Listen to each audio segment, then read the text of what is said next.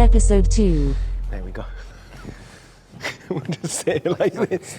It's kind of like two golems sitting on the rock. Two friends Yeah, in a two ruined... friends in a ruined mansion house. What could be more natural? Yeah, it's a unique fixer opportunity. Welcome to Handiwork Games Real Estate. Yeah, we've put all the Kickstarter money into bricks and mortar. Who bought this? It's amazing. Oh, it smells of opportunity. Opportunity and piss. Discarded needles. Yeah. So, yes, here we are. We are. We're doing another one of these podcasts. What is it? Is that a podcast when there's video? Video podcast, I think the kids call that. I don't know anything. Vodcast? I have no idea. This is all going to be edited out. Yeah. So yeah, here we are in a suitable location, and we are here with, could you please introduce yourself? Yes, I'm Malcolm Craig, formerly part of the now non-existent Contested Ground Studios with Paul Bourne, and A-State, the game, was kind of my idea back in the day, but I also wrote Cold City and Hot War, which some people may remember.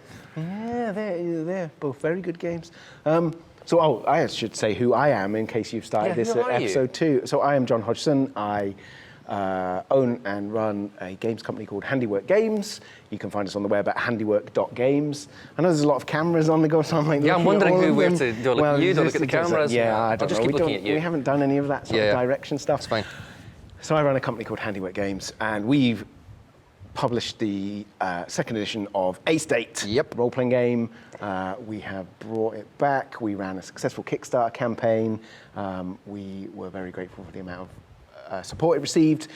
So I've cornered Malcolm in this beautiful ruin. Cornered makes it sound incredibly suspicious. Yeah, well it is, isn't it? Look at the state of the place. This whole thing is very suspicious. And I thought it'd be really nice to sit down and talk to the originator of A-State and ask you some difficult questions. Oh, good. So I think something that is current at the moment in discussion around A-State is what genre is it? Because people are very keen to have some labels to put on things. We have struggled in a way to pigeonhole it. I think that's a strength. It's a sort of, as far as we've spoken about, it's a kind of mix of Dickensian and far future sort of technology in this sprawling kind of Ballard Mervyn Peake mashup. I hope I haven't stolen any of your lines there. No, that's fine. That's But what would you say is the best fit in terms of genre for A-State? I think you're right, and other people are right, and it isn't easy to pigeonhole in genre. In many ways, making it like sui generis is kind of almost a deliberate choice, because it allows you much more flexibility in the setting. You're not hewing to particular. There are lots of traditional tropes from different forms of literature and from history and everything in it, but it's not hewing to any one kind of aesthetic tradition or literary tradition or even like games kind of tradition. So it allows you a bit more flexibility, and and a lot of that came from my kind of like interest in like place and space and people. I mean, as a historian, you're fundamentally interested in people. Before I was a professional historian, A-State came about in the original version. But I think the difficulty of pigeonholing it is one of its strengths. Yeah. That it gives you that imaginative space to kind of do what you like, but without, I hope that A-State isn't a kitchen sink. Okay. Where everything is just thrown into it. The stuff that's in it has been chosen and considered, and especially I think with this second edition, which is vastly improved from the original. I think there's a consideration of how a place like this would function and how the people would exist. You're dealing with a city that's effectively people have been there for 1,000 years, they cannot leave. How would a place like that develop and evolve, and what's the nature of the societies that come up? It always strikes me that it's the one thing I would say about it, if I had to use one word, it's curated. When we're talking about kitchen sink, it's curated. There's a bunch of influences on it, and they've been carefully put together, doing what I think is a really hard work if you want to play a role-playing game in a very well-realized, consistent is a difficult word, but a considered setting. I think A-State does a lot of that work for you, that it's all good stuff that's been put together in really interesting ways. And so there is there are elements of a lot of different genres in there. But I honestly don't think it falls into any sort of kitchen sink, because of course you get that problem where it's like, you can do anything with this game. Yeah. Well, I don't think you could do anything with any state. No, I think you could tell pretty much any kind of story you can think of, definitely. But the purpose of play is very tightly defined. Yeah, right. Yeah. It's about creating hope. It's about relief. It's about reform. It's about community. All of these kind of things. So because we obviously, prepare very thoroughly for these things with a script, and I'm not just making this up as we go, I sort of see two branches here in the conversation that I'd like to explore, really. You'd mentioned changes to the setting, and then the whole sort of what you do in the setting and the purpose of play. I think those two things are really interesting to me. I think, what has changed in the setting between the first edition and the second edition, I think, is a really interesting question, and something I know people watching will enjoy hearing you talk about, because it's from the horse's mouth, if you'll pardon the expression. Well, horse mouth guy. Horse mouth guy, previously worm shifter. Anyway, so the changes to the setting are relatively minimal in kind of like real terms. People that are familiar with the first edition will still recognise 95% of what's there. But what the second edition has done, and I think when we were talking about the very early stages of this, I was very keen to excise a lot of the juvenilia and bad decisions, because, A-State started its genesis back in the late 1990s.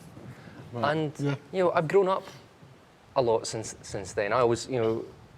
I never really grew up properly until my early 30s. I mean, that's the thing I always say. And so it's removing a lot of the stuff that was just ill-considered, using language and ideas that I would not be comfortable today, and also just making changes that make the setting slightly more cohesive and bring about a greater sense of what, say, for example, institutions. So you used to be in first edition, there was the macro corps, which were essentially kind of like, they were mostly kind of like generic cyberpunk corporation 2B kind of thing. Whereas knowing a lot more now, I've kind of gone back and looked at them, and they're much more like kind of like 18th, 19th century American Gilded Age, or kind of earlier mercantilist global organizations like the East India Company and all that kind of thing, with very strictly defined areas of interest and immense control over labor and resources and all that kind of thing. But I think they're much more stark. You don't just see them as corporate entities, you see them as these institutions with the power of life and death over people, and viewing people as resources, all that kind of thing. And it's just that slight name change, I think, gives a greater feel. So we now have things like Standard Metal and Ordnance, which just sounds like this terrifying organisation. Yeah, because I was going to say, I find, say, the East India Company far more sinister than the sort of typical cyberpunk corporate. It's a big, faceless corporation, and I get why. I think for certain, if you're coming at it from a certain culture, I understand why you would prioritise faceless corporations. And especially in 1980s cyberpunk or early 90s cyberpunk, it's sort of Japanese influenced megacorps, other stuff. But the East India Company, I think, is far more. There's a sort of insidiousness. There's almost like a divine right thing going on there. But in the sort of, I was going to say bourgeoisie, but I like that's a sort of dangerously embaggaged word, but is accurate. But it is something like the East India Company effectively exercising not just corporate power, but the power of the state. Yes. As well, and being so intrinsically intertwined with the power of the state. The mercantile class moving into the power of the state in a time where previously, royalty was the state, if you like. Well, this is gross simplification. I think that's got some really good stuff, and I think that's really, I love the discussion we had while it was in development of that maybe the idea of these sort of macro corps was a little bit of its day, and we would relook at that and come up with something else. It was something you wanted to do, I think. I mean, even just changing what we called them to call them trusts. Which is that together, kind of Gilded Age kind of name for these organisations. Sort of ironic kind of name, You've got to be careful with too much of that, but I think that's the right level, isn't it? And the names start coming together, and like boring names. Yeah, just dull. Standard Metal and Ordnance, General Machinery, Machinery, the Food and Chemical Concern, and all these kind of things. They're banal, but they're all, they have that kind of a weight to them that perhaps are just a made-up collection of syllables just didn't have. I like that it perhaps makes you think about names of corporations in our world in a different way, because they all have, well, Esso, right? Yeah. Esso is Standard Oil. Yeah. Standard Oil is just sort of, banal, and I think that's great. So, okay, that was probably one of the foremost changes, wasn't it? And in general, updating to the fact we live in whatever it is we live in now, 2022. And also including kind of I think A-State was when he was born out of that kind of 90s. A lot of them say, like, you've got to have a mystery, that you'll not gradually reveal. I don't like that meta plot kind of thing, Yeah, like, oh dear. yeah. But now we include in the game, okay, these mysteries of the city, here's multiple layers of explanation for them. And we generally have three, whether it's a kind of science fictional explanation, a religious explanation, or a folkloric, metaphysical kind of explanation of them. So this and is each all is equally about, valid. Yeah, this is all about where the city comes from, what it is, how does it exist as a sort of endless. I always say the city's endless. Is it endless? No, it's delimited. It's circular. Yeah, there is an end to the, but sort of lyrically endless, sort of, huge, big. That's the plan of the city actually is almost identical to the floor plan of the Tower of Babel. Oh, okay. That you see in some kind of things. Now, I only found out about that after deciding many, many years ago in The Shape of the City. And someone bought me a page from an old book that a seller was selling. Right. And it's the floor plan of the Tower of Babel is almost identical to the city. It's a really interesting coincidence there. See, I think you want... I'd like to pretend it was me being dead clever, but it's not. What I did was I spent a lot of time going around old booksellers. Yeah. Anyway. What was I going to say? No, I think it's really interesting, that idea of, because we're presenting it now as, here is sort of behind the curtain, and this is not people on high showing you bits that you will be grateful for receiving these snippets of information. I think there's an enjoyment to that. I think some people really enjoy that. Or it's almost like a club, and you are, it's like a cult where the mysteries are revealed to you. Clearly, cults are enjoyable things, otherwise why would people join them? Hearken to the received wisdom. We've shifted that, and it's now, here's the tools. Here's the tools to make the thing that will engage your players, and you can, a delightful thing, my brain gets going so fast, it's really painful. A delightful thing is, your players at the table, the way play goes in your game, you can change the way the city works, because you've got the tools. If your players are coming up with, especially, we'll get onto system in a bit, but especially with the Forged in the Dark system and players having a lot more narrative say, you can change things because you've got all the tools to do that. But simultaneously, I think for creators, it's also really good not to be tied to some kind of fixed meta plot that you are revealing, that actually, as your game is out in the wild and people are playing it and reporting how they're getting on with it, which is something I absolutely love. And if you are playing, let us know how it's going, because it's so exciting.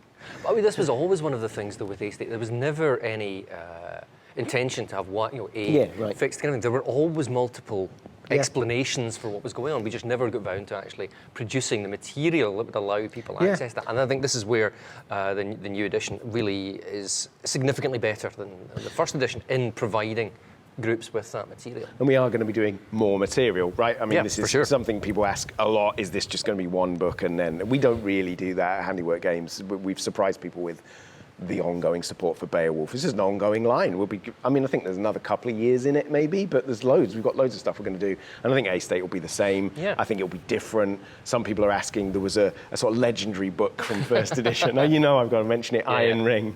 I was hoping, actually, I should have thought this through. Look, here it is. In fact, I knew in this location. Look at that. Oh, my God. I need to take this to a I can't, because I'm attached. Wait, I'll turn on my little mini camera. I can't. This is good television. That is literally the Iron Ring. I've literally just reached down and found the Iron Ring. Here we go. Hang on. I'll get a close up with my, look. That is the actual Iron Ring there. So there was this book called Iron Ring while I'm doing that. But I mean, the thing is, the stuff that we've now included in the second edition is what was going to be in Iron Ring in slightly more condensed form anyway. Yeah, so, it's all in there, isn't it? So you don't need to, and I think it frees, you, sort of shifting the topic slightly again, it frees you and the other creators. So we've got, let's talk about the other creators a little bit. So we've got Morgan Davey, who we've already seen on the podcast. What an excellent chap he is. Gregor Hutton, who was involved in the original. Paul Bourne, who does all the artwork and all that stuff. We've got a bunch of guest writers who I don't want to name live without prep because I'll forget someone. I'll put their names on the screen because I'll forget sort of my favourite person or something, and I'll feel terrible. Surely you don't have favourites, John. Yeah, well, I do. Some people, I like some people a lot more than other people. Oh, I just say things to be bad.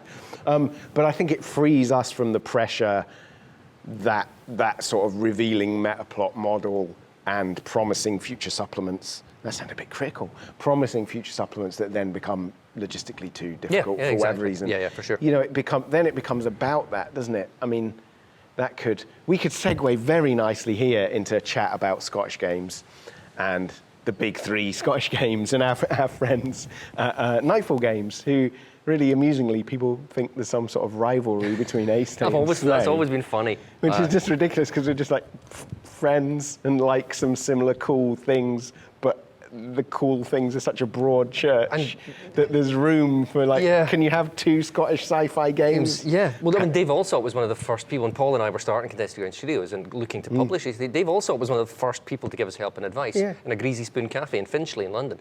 You know, there's never been any animus between Nightfall and Contested Ground because we have games that both have dark urban settings, and that's it.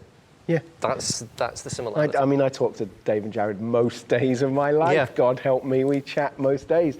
You know, they're really good friends. But it's interesting to watch. You know, I've certainly learned watching them and their original fan base that were very tied into a sort of metaplot model, and it can get quite aggressive because, well, it is almost sort of cult-like in the way people feel they know more than the creators and they want to lecture the creators on how their game should be made. And that's not a nice environment to work in, I don't think, as a creator.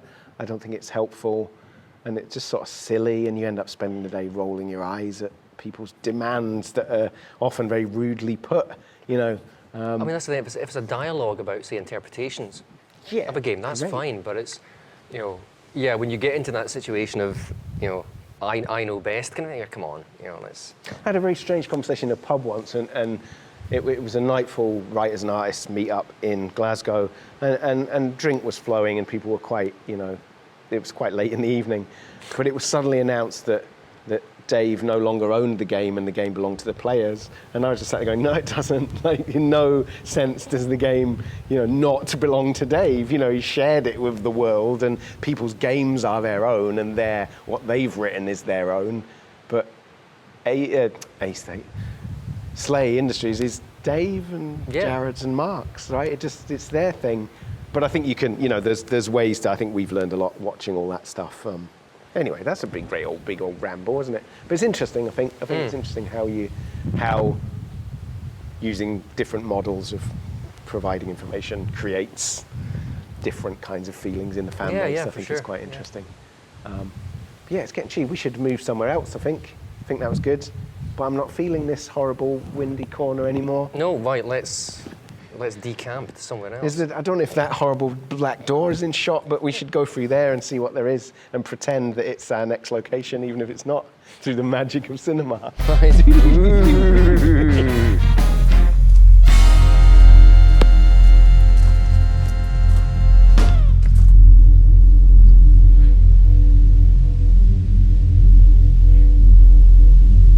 This section has suffered irretrievable audio loss. Complete audio equipment fail.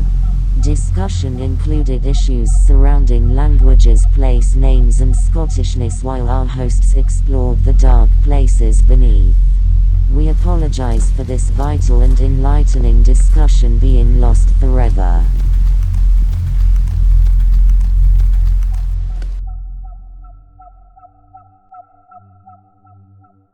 Where am I sitting on here?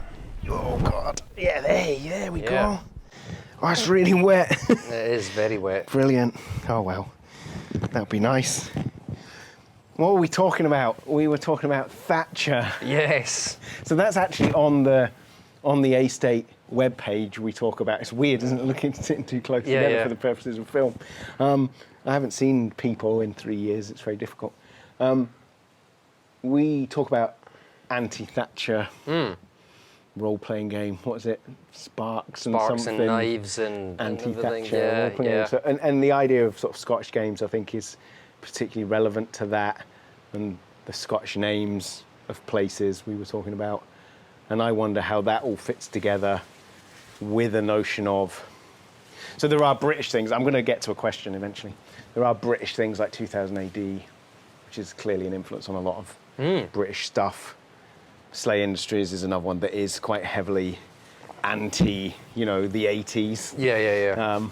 While sort of celebrating some aspects of it. How do you feel that's got a big influence on A State, that kind of thing, and Scottishness in general? I'm sort of intrigued by that. Subconsciously, I mean, if, at the basic level, yeah, because I mean, I grew up in the era of the miners' strikes, of Thatcher's seemingly never-ending, government. So of course that kind of has an impact on me. I would say, A State is fundamentally, it is politically concerned with a socialist conception of the world. Right. Okay. It's on the side. A State as a game. The setting is fundamentally on the side of the oppressed. Yeah. It's not on the side of the oppressor at all. If you want to play the bad guys who are making lives misery, rentier capitalists, don't play the game. It's not that kind of game. It's about making society better for people in your corner. And whether that's a small number of people or the entire community or the entire city, it's about improving life for the majority and for everyone, if possible. So, yeah, and I mean, I grew up. I think my first political memory is at primary school, we were due to go on a school trip to Polkemmet Colliery. That's the kind of school trips we went on. And the day we were due to go on, it was the day the miners' strike started. Okay. And so teachers got us in and had to explain to us why we're not going on a school trip. And that was the first time I'd really heard about what a trade union is, what a strike is, why are people taking... And as a kid, I can't say I have a memory of suddenly, age 9, having this, I will be a lifelong, and be this political awakening. But it was the first time those kind of things had ever been explained to me. Right. And that's really, I think, a formative part of my childhood understanding of politics and the way the world worked and seeing these things on television. I don't have any memory of how it influenced me directly, but it's there in your brain somehow. Yeah, so I mean, I was thinking for our viewers from perhaps abroad, perhaps even in England, Scotland has a bit of a history of being where the more right-wing governments in the UK kind of tried out policies, some very unpopular policies, were like the poll tax. Don't mention the poll tax. Yeah. It's still a raw nerve for lots of people. I mean, it genuinely is. Yeah. And Scotland does not vote to the right ever, really. Not in the modern. I mean, Scottish conservatism is an interesting. I mean, the 60s were the era where everything right. changed, but conservatism was a dominant force in Scotland up until that point. But yes, I'm talking to a historian. I need to watch what I'm saying. It's not my specialist area. I use foreign policy. In recent times, Twitter storm from Scottish historians. In recent times, Scotland tends to skew far further to the left than the rest of or England, but is ruled from England. And sometimes it can feel that it is ruled with some degree of prejudice because of that. And I think that feeds into Scottish cultural enterprise quite a lot. But we're also, I think there's also, and I don't want to upset Scottish nationalists, but we're also a nation, I think, more so than many other nations, that we seek to find external reasons for our problems. Right. And I think that's a problem throughout Scottish history, and especially our reading of Scottish history. Things like the Darien scheme. So it was like bought and sold for English gold, and it's like, well, it was Scottish people's fault. We did it. All these kind of things. So I think I have a conflicted relationship with kind of the idea of. I like the idea of a civic, inclusive Scotland, where anyone who wants to come and live in Scotland, you're welcome. You're welcome to come and be part of Scotland and be part of Scottish society and culture and all that kind of thing, wherever anyone comes from. And I fundamentally disagree with the more kind of like exclusive, what is it, blood and soil, that kind of blood and soil nationalism. I think we need to be in sort of political discourse. I think we need to be talking about not talking about blood and soil favourably, talking about that very sort of fascistic idea of national identity being linked to sort of blood and where you're born and all that sort of stuff, because it's incredibly damaging, and it's one of the funnels into extremist views, I think. Yeah, absolutely. This is not really talking. It's not talking about A-State, but it's part of the influences on it. Yeah, what else is going on with A-State? How do you feel? Let's do a sort of typical podcast question. I noted with interest that the rules of A-State have changed since the first edition. Now, it's funny you should mention that, John. So the rule set in the first... It's really difficult when we've mentioned these huge, really terrifying political sort of... to just come back to like gaming. But it kind of does work back round to it.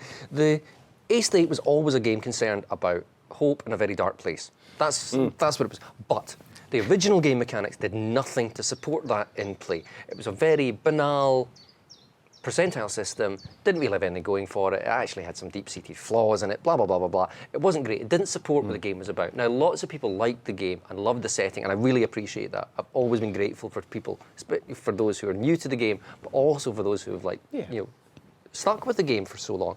But the system did not do anything to support what the game was about. What we do now, using Morgan Davey and Gregor Hutton's, quite frankly, brilliant interpretation of the Forged in the Dark rules, that is quite a radical interpretation of those Forged in the Dark rules, really makes the game about these central issues of hope, of caring, of fighting, not in a physical sense, maybe sometimes, but fighting for your community and for your society and for the interests of that community and society. And I think the new system and the way it structures play and the opportunities it gives to tell really exciting, dramatic, but also I think emotionally and politically relevant stories.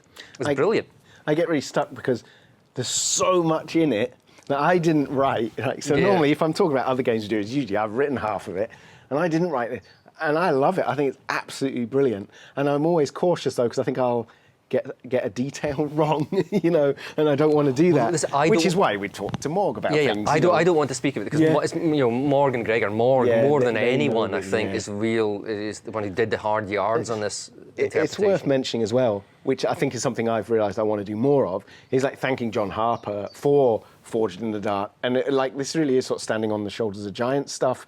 That his rules system is such a brilliant springboard for A-State to just tweak some of those dials and add a few bits here and there, and it just sings. I think I've got a video, which I must dig out, these ages, of me at Tabletop Scotland 1854, whenever the last one was, pre-COVID, sort of sneaking up on Gregor, having seen him, and I'm videoing, sneaking up on him, and I'm pretty sure he's holding Blades in the Dark with his notes for how we should do this inside. And maybe I've just remembered that, but I bet he hasn't got that book in his hand, so maybe it's just a fond memory, but I should dig that out. Use just CGI it in. Yeah, CGI, yeah. Alter history.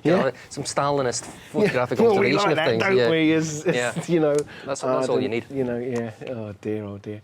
Yeah, no, interesting stuff. But it is, I think, a much more cohesive game in terms of both the way that the interrelation between system and setting is significantly improved. We were talking about this on our way here. The age-old question of what you do in the game, and I think Forged in the Dark answers that question, or gives you the answers, or gives you the tools to answer that question, and it's very well formatted and structured to give you a very clear idea of who your characters are and what they can be doing in the game. And I think that really finishes things off. Yeah, and also what I love about this new edition is the way that the art has developed over time. Paul's art was always such a fundamental component of the game. But the stuff, you talked about it in your last episode with Morg, the detail and the kind of you can feel the kind of like the steam issuing from vents. You can smell the oil that the fish is being fried in and all these kind of things. You can sense the mildew on the walls of these buildings. I love it that pretty much everybody, I think, in the team's favourite piece of artwork in the game is Paul's fish shop. The fried fish shop. The fried fish shop, and it's just so perfect. And sometimes I think I will drag Paul in front of a camera at some point, poor Paul. I think he might feel that's a bit sort of naughty, you know, that he did a fish shop, but everyone loves it. It's brilliant. You know, it's It's exactly right. the kind of thing. Yeah, It's absolutely perfect for the setting. But also, I mean, the kind of, you know, the character illustrations that you, Well, like yeah. Scott and everything, Yeah, we're doing yeah, for it, yeah. have really captured something about the, you know, the nature of people in the city, and about the diversity of those people I think within that was the city. the big challenge on the art side of things is the CG stuff does the landscapes so well. Yeah. I mean, they're incredible. But I think the figures date a little bit, and it's trying to get round that while staying true to the look of the CG stuff. It doesn't necessarily have to look the same, but be in the same vein. And so we've ended up sort of painted over photo montages, and it's all found images, which I think is important. Yeah. And I think it fits really well. I think, well, you know, that's for other people to judge. I like it. But yeah, I think it's interesting. It was a good solution, and it gave us, I like the characters we've put together. Yeah, I think yeah, they're yeah. really people-y. Yeah, and it was like People-y. yeah, They're really people-y, people-y. but they feel they look like they're real people. I try really Yeah. hard to avoid certain words, right, because they've become so embaggaged is my Yes. new word. So just people-y, because it is just people. Yeah. I'm this sort of radical centrist, I think. I don't want to use the language of the radical left about this because it annoys me as much as it annoys anyone I else, like- even though I believe in the aims of it. I do like the style, the style of that kind of thing, because Paul did that back in the day with Hot War. There's many images of a guy sitting in the steps of an underground tunnel smoking a cigarette with bandages covering his head. Yeah, nice. And that was a photograph Paul took of me sitting on the steps of my mum and dad's house, and then put it into this photo montage of an image from a World War II artillery fortress in New Zealand that I took. Nice. And then turned it, and then there's also photographs in Hot War of someone being shot by a firing squad. That's me as well. And I like that style of integrating photography and real images of people into the artwork. I really like thinking about, and I think it fits with artwork, I really like thinking about how do you make artwork for a given project in a really broad sense. And I think that has been a question that the sort of indie games community has asked about games. You know, how do you make games? What do games what do games look like to play rules-wise? It's difficult, I'm saying look like, I don't mean visually, but you know, what does a game look like? What can it be? You know, what sort of stories can you tell with games, and how do you do that? And I like to try and break the artwork down in a similar way of what can we do, and not just accept the way things have always been done or what have you. You know, I mean, there's a mix in there. Yeah, it's interesting stuff. But I mean, there are certain kind of genres of role-playing game whereas you know what the artistic sensibility and the aesthetic kind of like direction of that kind of game within a genre is going to be. And A-State doesn't do that because it's, again, I think the artwork like transcends these ideas of hewing to one strict like genre ideal for this kind of thing. And I think it works really well on that front. It's a really bad idea where we have a genuine conversation on tape because it's not performative. Do you know what I mean? Like I'm actually thinking, I'm like going, yeah, this is a really useful conversation. But it doesn't, you know, it's out now in PDF. I'm having a conversation of, you know, you're thinking, I'm having a conversation about art with a man that doesn't know the first thing about art criticism. But it's how I think the interesting points are where these disciplines sort of touch and cross over and cross-pollinate and transfer. But my thing is like transferable skills. I think if you know how to do one thing, you can probably work out how to do another thing to some degree, you know, and how do they all fit together is just brilliant, you know. Yeah, no, it's good. I think we should stop this scene there. Yes. And I think we've probably got plenty for an episode. Loads. And I really saw, like, who knew when you get to a certain age, sitting on a bit of cold stone covered in moss would, like, really make your bones I've got a hurt. thoroughly damp arse at this point. Oh, it's good, isn't it?